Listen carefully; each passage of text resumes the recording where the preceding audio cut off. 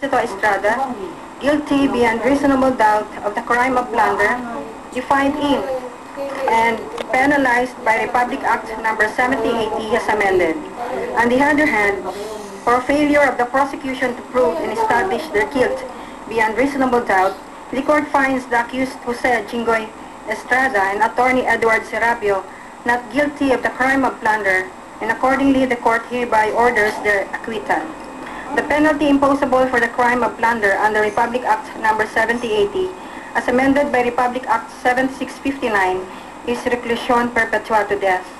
There being no aggravating or mitigating circumstances, however, the lesser penalty shall be applied in accordance with Article 63 of the Revised Penal Code.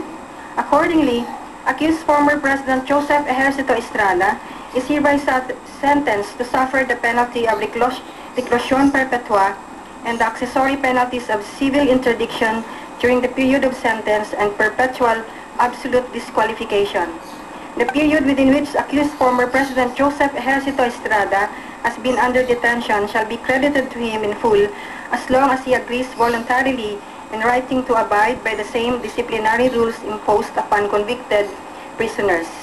Moreover, in accordance with Section 2 of Republic Act number 7080, as amended by Republic Act 7659, the court hereby declares the forfeiture in favor of the government of the following. 1. The total amount of 542,701,000 pesos with interest and income earned, inclusive of the amount of 200 million pesos deposited in the name and account of the Arab Muslim Youth Foundation. 2. The amount of 189 million pesos inclusive of interest and income earned deposited in the Jose Velarde account. 3. The real property consisting of a house and lot dubbed as the Boracay Mansion located at number 100 11th Street, New Manila, Quezon City.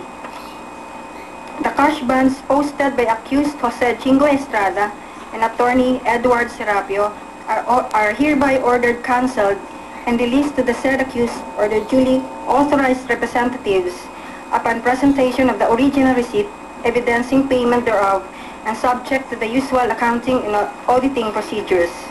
Likewise, the whole departure orders issued against the said accused are hereby recalled and declared functus officio.